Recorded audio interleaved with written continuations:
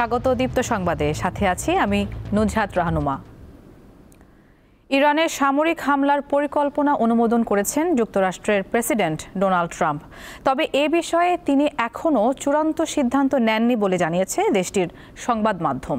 Trump এমন আগ্রাসী সিদ্ধান্ত নিলেও যুদ্ধের বিরুদ্ধে বিক্ষোভ হয়েছে যুক্তরাষ্ট্রের নিউ ইয়র্ক ও হোয়াইট হাউসের সামনে। বিক্ষোভকারীরা ইসরায়েল ও ইরানের সংঘাতে যুক্তরাষ্ট্র যেন আর জড়িত না হয় সেই দাবি জানান। পাশাপাশি ইরানে চলমান ইসরায়েলি হামলা বন্ধেরও দাবি জানান বিক্ষোভে অংশগ্রহণকারীরা। শান্তির আহ্বান জানিয়েছেন জাতিসংঘের মহাসচিবও। ইরান ইসরায়েল সংঘাত শুরুর 7 দিন পর এসে তিনি যুদ্ধবিরতির আহ্বান জানান উভয় পক্ষকে। তবে দুই পক্ষের মধ্যে পাল্টাপাল্টি থেমে নেই। বৃহস্পতিবার সকালে জেরুজালেম ও তেল আবিবে বিস্ফোরণের শব্দ শোনা গেছে। জেরুজালেম পোস্ট জানিয়েছে, বৃহস্পতিবার সকালে ইরানের একটি ব্যালিস্টিক ক্ষেপণাস্ত্র বীরশেবার সোরোকো হাসপাতালে আঘাত হানে। পাশাপাশি আরও বেশ কয়েকটি স্থানে সরাসরি আঘাত হানার খবরও পাওয়া গেছে। আল জাজিরা জানায়, বিস্ফোরণের শব্দ শোনা গেছে ইরানের রাজধানী তেহরানের পশ্চিমাঞ্চলে কারাস শহরের পাশেও। এদিকে রুশ প্রেসিডেন্ট ভ্লাদিমির পুতিন জানান, ইসরায়েলের সাথে সংঘাতের মধ্যে ইরান এখন পর্যন্ত মস্কোর কাছে কোনো সামরিক সহায়তা চায়নি।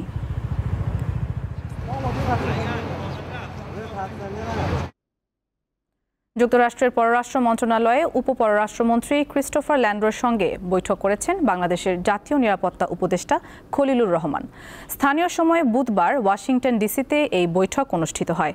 এ সময় রোহিঙ্গা সংকট, শুল্ক, দক্ষিণ এশিয়ার সাম্প্রতিক পরিস্থিতি এবং বাংলাদেশের গণতান্ত্রিক রূপান্তর নিয়ে আলোচনা হয় বলে জানা গেছে। বৈঠকে ক্রিস্টোফার ল্যান্ডো বাংলাদেশের অন্তর্বর্তী সরকারের প্রধান উপদেষ্টা ডক্টর মোহাম্মদ ইউনূসের নেতৃত্বের প্রশংসা করেন। পাশাপাশি বাংলাদেশের প্রতি যুক্তরাষ্ট্রের অব্যাহত সমর্থনের আশ্বাসও দেন তিনি।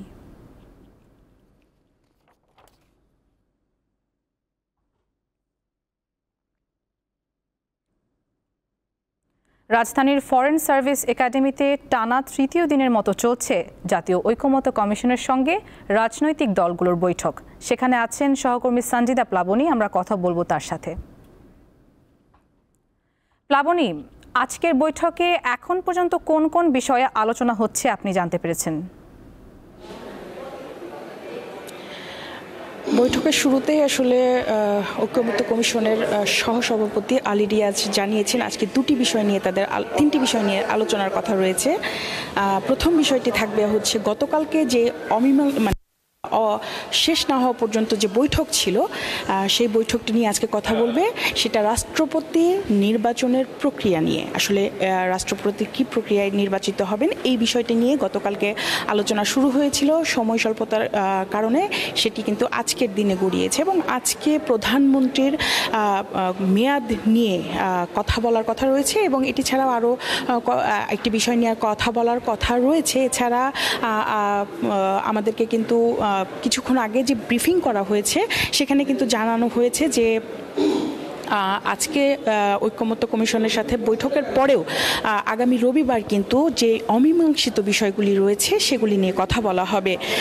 এছাড়াও আসলে তারা কিছুক্ষণ আগে যে ঐকমত্য কমিশনের সহসভাপতি আমাদেরকে ব্রিফিংয়ে জানিয়েছেন যে সবাই আন্তরিক হলে বেশ কিছু বিষয়ে তারা ঐকমত্যতে আসবেন এবং যে বিষয়গুলি আসলে ঐকমত্য হবে না সেই বিষয়গুলি আলাপ আলোচনার মাধ্যমেও কিন্তু তাদের কাছে মনে হয়েছে যে আলাপ আলোচনার মাধ্যমে এই বিষয়গুলোতে ঐকমত্যতে আসা প্রয়োজন। আর আমরা এখন পর্যন্ত দেখেছি আসলে এই ঐকমত্য কমিশনে বিএনপি, এনসিপি বা আরও রাজনৈতিক দল ছাড়াও বাংলাদেশ জামায়াত ইসলামী দল ছাড়াও আসলে 30টির অধিক দল এখন পর্যন্ত কিন্তু আসলে ঐকমত্য কমিশনের এই বৈঠকে অংশ নেওয়ার জন্য তারা ফরেন সার্ভিস একাডেমিতে এখন পর্যন্ত উপস্থিত হয়েছেন। আমরা দেখতে পাচ্ছি যে বাংলাদেশ টেলিভিশনে কিন্তু আসলে সেটা আমাদের সেখানে সরাসরি তাদের আলোচনাটি আমরা আসলে দেখতেও পাচ্ছি। সেক্ষেত্রে আমাদেরকে জানানো হয়েছে যে তাদের ঐকমত্য কমিশনের সাথে বৈঠকের পরে যে বিষয়টি তারা যে সিদ্ধান্তে আসবেন সেটা আমাদেরকে পরবর্তীতে জানানো হবে। রাহনুমা, এই ছিল আমার কাছে ফরেন সার্ভিস একাডেমিতে সর্বশেষ তথ্য। প্লাবনী, ধন্যবাদ আপনাকে যুক্ত হবার জন্য। স্বাস্থ্য পরীক্ষা শেষে হাসপাতাল থেকে বাসায় ফিরেছেন বিএনপি চেয়ারপারসন খালেদা জিয়া। বুধবার সন্ধ্যায় রাজধানীর গুলশানের বাসা থেকে বের হয়ে রাত 8:45টার দিকে এভারকেয়ার হাসপাতালে পৌঁছান তিনি। এরপর রাত 11:15টার দিকে হাসপাতাল থেকে বাসভবন ফিরোজার উদ্দেশ্যে রওনা হন খালেদা জিয়া। পরে এক ব্রিফিংয়ে বিএনপি চেয়ারপারসনের ব্যক্তিগত চিকিৎসক AZM জাহিদ হোসেন জানান, সাবেক প্রধানমন্ত্রীর অবস্থা স্থিতিশীল রয়েছে। তিনি আরও জানান, খালেদা জিয়ার চিকিৎসায় কিছু পরিবর্তন আনা হয়েছে এবং মেডিকেল বোর্ডের তত্ত্বাবধানে গুলশানের ফিরোজা বাসভবনেই তার চিকিৎসা চলবে।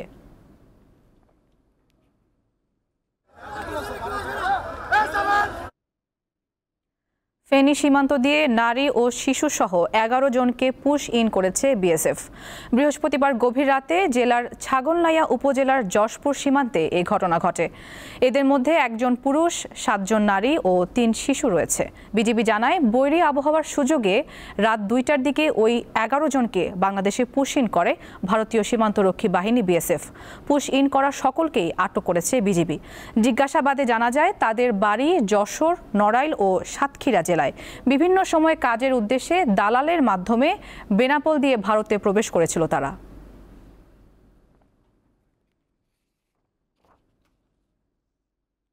ঢাকা সহ দেশের 18 অঞ্চলে দুপুরের মধ্য দিয়ে ঝড় বয়ে যেতে পারে বলে জানিয়েছে আবহাওয়া অধিদপ্তর। দুপুর 1টা পর্যন্ত দেশের অভ্যন্তরীণ নৌবন্দরগুলোর জন্য আবহাওয়ার পূর্বাভাসে এ তথ্য জানানো হয়। এতে আরও বলা হয়, রংপুর, রাজশাহী, পাবনা, বগুড়া, ঢাকা, টাঙ্গাইল, ফরিদপুর, মাদারীপুর, যশোর, কুষ্টিয়া, খুলনা, বরিশাল, পটুয়াখালী, কুমিল্লা, চট্টগ্রাম, কক্সবাজার এবং সিলেট অঞ্চলের উপর দিয়ে দক্ষিণ বা দক্ষিণ পূর্ব দিক থেকে ঘন্টায় 45 থেকে 60 কিলোমিটার বেগে অস্থায়ীভাবে দমকা বা ঝোড়ো হাওয়া সহ বৃষ্টি বা বজ্রসহ বৃষ্টি হতে পারে। এসব এলাকার নদী বন্দরকে 1 নম্বর সতর্ক সংকেত দেখাতে বলা হয়েছে। মৌসুমি বায়ুর প্রভাবে পটুয়াখালীতে অতি ভারী বৃষ্টিপাত হচ্ছে। গত 3 দিনের টানা বৃষ্টিতে জনজীবনে স্থবিরতা নেমে এসেছে। পায়রা বন্দরকে 3 নম্বর সতর্ক সংকেত দেখিয়ে যেতে বলা হয়েছে। মাছ ধরার ট্রলারগুলোকে তীরের কাছাকাছি থাকার আহ্বান জানিয়েছে নদী বন্দর কর্তৃপক্ষ। টানা বৃষ্টি হচ্ছে নওগাঁতেও। সকাল পর্যন্ত জেলায় 60 মিলিমিটার বৃষ্টিপাত রেকর্ড করেছে স্থানীয় আবহাওয়া অফিস।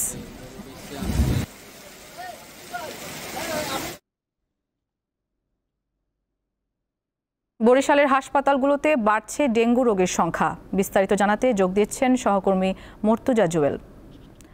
জুয়েল, যেসব রোগী হাসপাতালে ভর্তি হচ্ছেন তাদের শারীরিক অবস্থা নিয়ে চিকিৎসকরা কি বলছেন এবং সেবা নিয়ে তাদের কোনো অভিযোগ রয়েছে কিনা?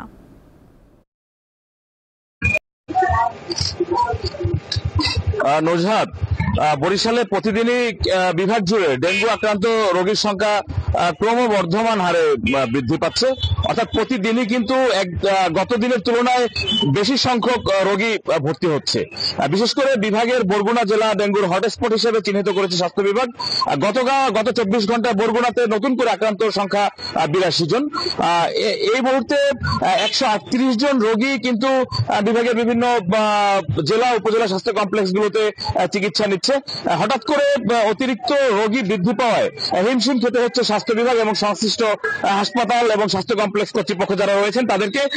বরিশাল বিভাগীয় স্বাস্থ্য কর্মকর্তা যিনি রয়েছেন ডক্টর শ্যামল কৃষ্ণ মণ্ডল, তিনি আমাদেরকে বলেছেন যে ধারণ ক্ষমতার অতিরিক্ত রোগী আসায় এবং আবাসিকভাবে ভর্তি হওয়ায় তাদের আসলে চিকিৎসা সেবা দিতে কিছুটা ব্যাঘাত ঘটছে এবং পর্যাপ্ত প্রস্তুতি তাদের থাকলেও অতিরিক্ত রোগী থাকায় রোগীদের হাসপাতালে অবস্থান করতে কষ্ট হচ্ছে। আমাদেরকে রোগীরা বলেছেন যে অতিরিক্ত রোগী হওয়ার ফলে বাথরুম এবং ময়লা ওয়ার্ডের মধ্যে পরিষ্কার পরিচ্ছন্নতার অভাব, এই ধরনের বিষয় নিয়ে তারা আমাদেরকে অভিযোগ করেছেন।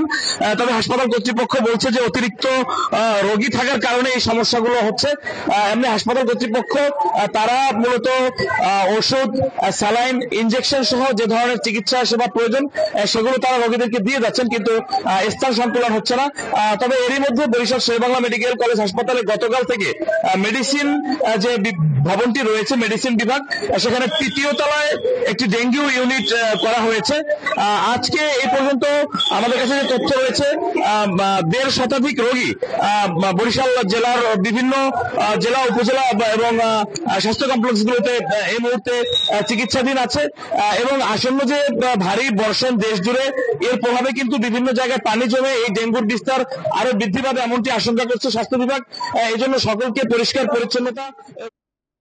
জুয়েল, আপনাকে ধন্যবাদ।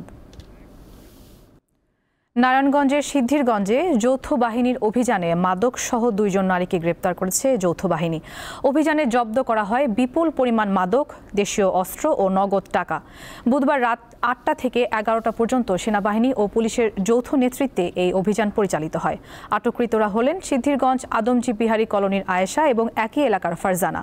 অভিযানে 84 পুরিয়া গাঁজা, 17টি দেশীয় অস্ত্র, সেনাবাহিনীর পোশাকের কাপড়ের একটি থান, একটি ছোট ডিজিটাল পাল্লা, 11টি মোবাইল ফোন এবং নগদ 7,113 টাকা জব্দ করেন অভিযানের নেতৃত্বদানকারীরা। পুলিশ জানায়, দীর্ঘদিন যাবৎ আটককৃত 2 নারী সিদ্ধিরগঞ্জের বিভিন্ন এলাকায় মাদক বিক্রি করে আসছিল।